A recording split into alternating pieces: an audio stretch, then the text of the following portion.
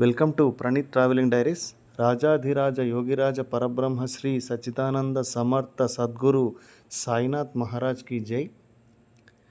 వీడియోలో మీరు చూస్తున్నటువంటి ఈ ఆలయము సాక్షాత్తు 5వ దత్తావతారమైనటువంటి శ్రీ షిరిడి సాయినాథుల వారు కొలువైనటువంటి మందిరము, సాయిబాబా వారి సమాధి మందిరము. హైదరాబాద్ నుంచి షిరిడి వెళ్ళాలనుకుంటే కనుక సోలాపూర్ మీదుగా ఓన్ వెహికల్లో వెళ్ళినట్లయితే చాలా చక్కటి మార్గం ఉంది. ఆ మార్గం ద్వారా వెళ్ళినట్లయితే ఈజీగా షిరిడి చేరుకోవచ్చును. 10 గంటలు పడుతుంది, 700 కిలోమీటర్లు. అయితే షిరిడి దర్శనం చేసుకోవాలంటే 200 రూపాయల టికెట్ని sai.org.in అనేటువంటి సాయిబాబా సంస్థాన్ వారి వెబ్సైట్ ద్వారా వెళ్ళి దాంట్లో రిజిస్టర్ చేసుకొని టికెట్స్ బుక్ చేసుకోవచ్చును. టికెట్స్ బుక్ చేసుకొని దర్శనం కోసం వెళ్ళడం చాలా ఉత్తమము. ఎందుకంటే ఫ్రీ దర్శనం కూడా ఉంది, కానీ ఆ టైంలో రష్ బాగా ఉన్నట్లయితే చాలా ఇబ్బంది పడిపోతాము. అందువల్ల టికెట్ బుక్ చేసుకొని దర్శనంకి వెళ్ళడం అనేది చాలా మంచిది.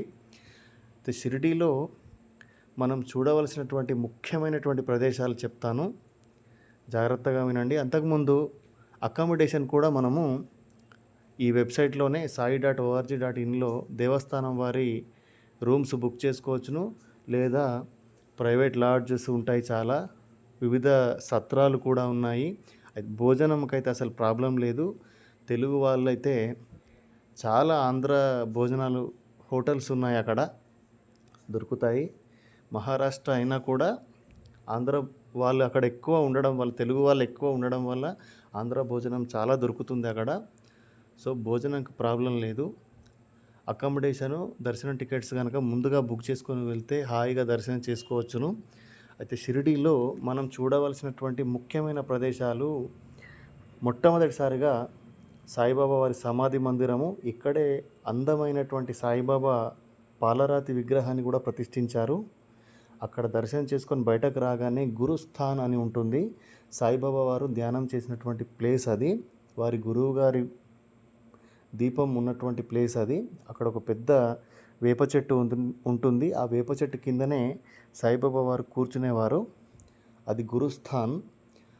అక్కడ నుంచి బయటకు వచ్చేటప్పుడు విభూతి పొట్లాలు ఒక్కరికి ఒక్క పొట్లం మాత్రమే ఇస్తారు. ఆ విభూతి పొట్లం తీసుకొని బయటకు రాగానే సాయిబాబా వారు యూస్ చేసినటువంటి రకరకాల వస్తువులు, వారు వేసుకున్న బట్టలు కానీ, వారు వండిన గిన్నెలు కానీ, వారు వేసుకున్న పాదుకలు కానీ, ఇలా వారు సాయిబాబా వారు ఉపయోగించిన వస్తువులన్నీ మ్యూజియంలో పెట్టారు. ఆ మ్యూజియంని తప్పక దర్శించండి.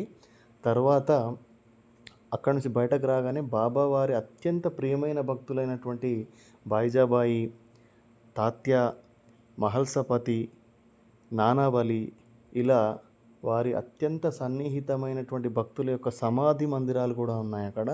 అవి దర్శించుకున్న తర్వాత లెండీబాగ్, బాబా వారు చాలా కష్టపడి నీళ్లు పోసి పెంచినటువంటి తోట ఉంది. దీన్నే లెండీబాగ్ అంటారు. ఈ లెండీబాగ్ని కూడా మనం అక్కడ దర్శనం చేసుకోవచ్చును. ఈ లెండీబాగ్ ఇవన్నీ దర్శనం చేసుకొని బయటకు రాగానే బాబా వారు ఎక్కువగా కూర్చునేటటువంటి ప్లేస్ అయినటువంటి ద్వారకామాయి ఉంది.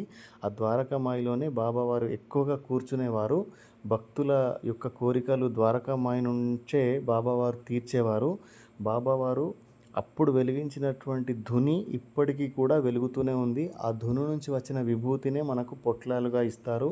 ఆ విభూతి చాలా రోగాలను నయం చేసిందని మనము బాబా చరిత్రలో చదువుకున్నాము. అందువల్ల విభూతి ధారణ వలన మనం చేసిన పాపాలని తొలగిపోతాయని ఒక నమ్మకం ఉంది. ద్వారకామాయి దర్శనం అవ్వగానే పక్కనే బాబావారి చావడి ఉంటుంది. ఆ చావడి దర్శనం చేసుకున్న తర్వాత చావడికి ఎదురుగానే అబ్దుల్ బాబా కాటేజ్ అని చెప్పేసి బాబావారికి అద్భుతమైన, అత్యంత ప్రియమైనటువంటి భక్తుడైనటువంటి అబ్దుల్ బాబా గారి సమాధి కూడా అక్కడ ఉంది. అబ్దుల్ బాబా కాటేజ్ అంటారు దీన్ని.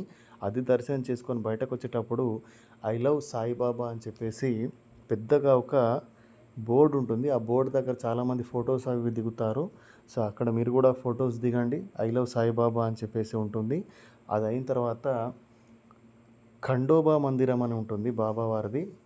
ఇది ఖండోబా మందిరం అనేది షిరిడి యొక్క ఆలయ షిరిడి యొక్క గ్రామ సంరక్షకుడు అన్నమాట. ఈ ఖండోబా అనేటటువంటి దేవుడు సాక్షాత్తు శివస్వరూపము.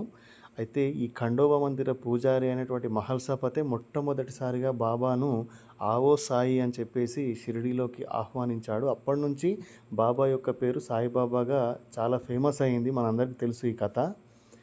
అయితే ఇదే ఖండోబా మందిరం మీరు చూస్తున్నటువంటిది. తప్పకుండా ఈ ఖండోబా మందిరంని దర్శనం చేసుకోండి. చూడండి, ఈ ఖండోబా అనేటటువంటిది శివుడి యొక్క స్వరూపము. ఖండోబా మందిరాన్ని దర్శనం చేసుకొని బయటకు రాగానే లెఫ్ట్ సైడు చోటే బాబా సమాధి అని ఉంటుంది. అతను ఒక సిద్ధపురుషుడు. చోటే బాబా, బాబా వారి భక్తుడు. ఆ చోటే బాబా వెలిగించినటువంటి నిత్యాగ్నిహోత్రము ఇప్పటికీ వెలుగుతూ ఉంది. అక్కడ మనం దర్శనం చేసుకోవచ్చును. అయితే ఈ మహల్సాపతి అనేటటువంటి భక్తుడి మునిమన్మడు కూడా ఈ ఖండోబా ఆలయంలో ఇప్పటికీ అక్కడ వారి సేవను కొనసాగిస్తున్నారు. సో మహల్సాపతి మునిమన్మడితో ఒక ఫోటో దిగే అవకాశం కూడా మాకు కలిగింది. తర్వాత మనము వెళ్ళాల్సిన ప్రదేశము సాయిబాబా ప్రసాదాలై. ఇక్కడ సాయిబాబా వారి ప్రసాదము దొరుకుతుంది మనకి. అక్కడ చాలా తక్కువ ధరల్లో బాబావారు నిత్య అన్నదానం జరుగుతుంది. అందువల్ల ప్రసాదాలయం వెళ్ళి ఒక్కసారైనా భోజనం చేయాలి తప్పకుండా. తర్వాత ఇక్కడే బాబావారి అత్యంత ప్రియమైనటువంటి భక్తుడైనటువంటి ఉపాసని బాబా సమాధి అనేది షిరిడి నుంచి ఒక 5 కిలోమీటర్ల దూరంలో ఉన్నటువంటి సాకోరి అనేటటువంటి విలేజ్లో ఉపాసని బాబా సమాధి ఉంది. అది కూడా మీరు వెళ్ళినప్పుడు దర్శనం చేసుకోండి. అక్కడ 7 సీటర్స్ ఆటోలు, ఇదే అండి ప్రసాదాలయము, బాబావారి ప్రసాదాలయం ఇది మీరు చూసేది. సో ఇలా మేము టాంగా కూడా ఎక్కాము షిరిడి వెళ్ళినప్పుడు. సో మీరు కూడా వెళ్ళినప్పుడు ఈ ప్రదేశాలన్నీ ముఖ్యమైనవి దర్శనం చేసుకోండి. జై సాయిరామ్.